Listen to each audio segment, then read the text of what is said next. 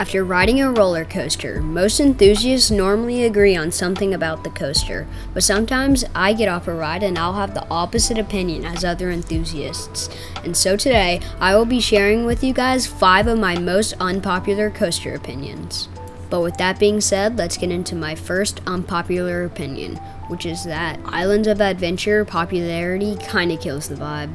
I know this is an unpopular coaster opinions video, but I just wanted to say this about Islands because I feel like no one ever really touches on this subject.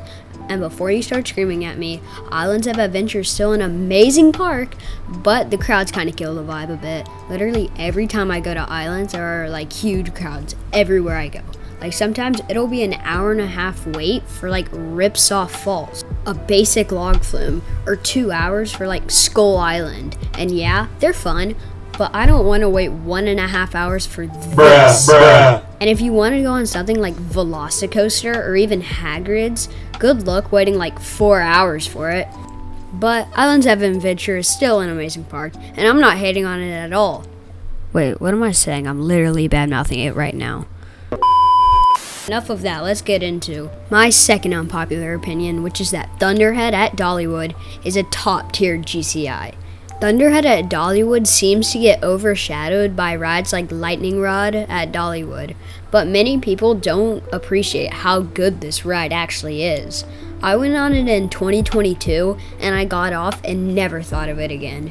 Then, in 2023, I went on it, not expecting much, and then by the time we hit the brake run, I was breathless of how good it was.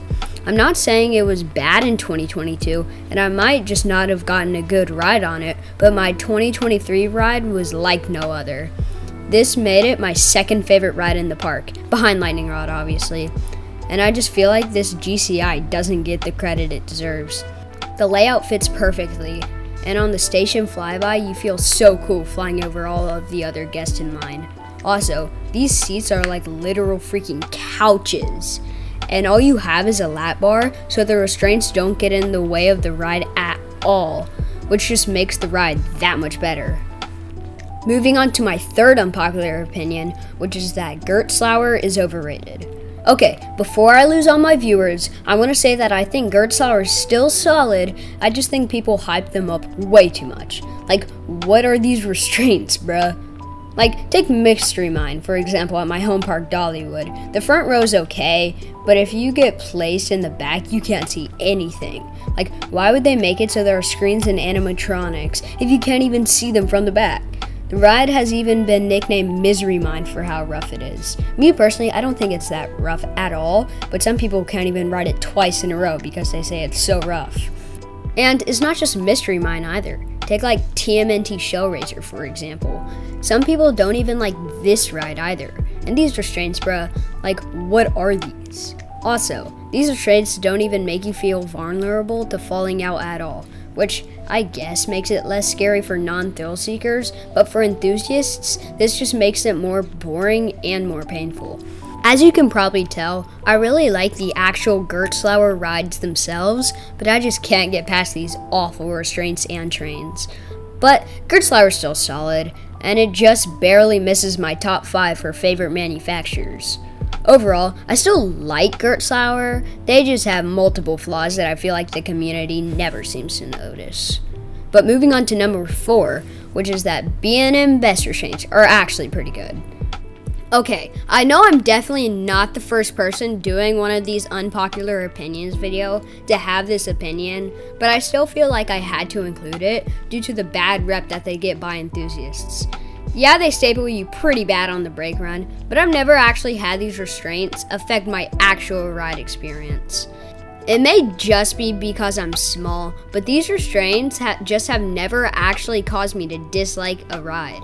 I will say that when sitting on the brake run for a while, waiting for the other train to leave the station, it will leave your hips in pretty huge pain, but every time it's worth it because of how good the ride actually is.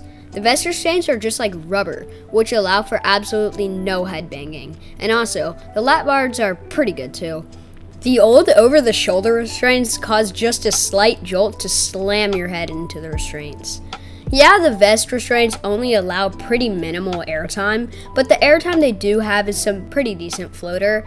But these rides aren't even focused on airtime anyway. Take the wing coasters, for example. These are focused on feeling like you're flying while constantly feeling like your legs are going to get chopped off. Not an aggressive airtime ride. So overall, I just think that these restraints get way too much hate and that they are a massive upgrade from the old over-the-shoulder restraints. Number 5, probably my most unpopular coaster opinion is that Hershey Park, as of 2023, has a better coaster lineup than Cedar Point. With Wicked Twister and Dragster closed, I believe that Hershey Park honestly just has a better lineup of coasters. Don't get me wrong, Cedar Point has an amazing coaster lineup, but I believe that Hershey Park's lineup is just better. Now, if I did have to pick, I would choose a trip to Cedar Point over Hershey Park every time, but based purely off the lineup, Hershey is just better. You may be like, oh, but Cedar Point isn't closing Dragster, they're just reopening it in the 2024 season. And to that, I say that Cedar Point is repainting it, giving it a new name, and changing the layout. Therefore, technically it is a new unopened coaster. Plus, I can't even rank a ride that hasn't even opened yet. Because what if Top Thrill 2 actually sucks, and we just judged it by its cover? But anyways, now that the old Dragster and Wicked Twister are closed, Hershey Park just has the better overall coaster lineup. Other than Steel Vengeance and Maverick, they don't have anything close to that. But coasters are really the only thing better at Hershey than Cedar Point, so Cedar Point is still the best overall park to go to. So, do you agree with any of these opinions? Let me know in the comments down below. Also, I have some other unpopular coaster opinions, so be sure to let me know if you want a part 2. And let me know about your unpopular coaster opinions, and let's see if anybody agrees with each other. Also, these are just my opinions, guys, and I'm not right or wrong for having them. But anyways, that's all I have for you guys today, and I'll see you guys next time. Sucker gets stapled.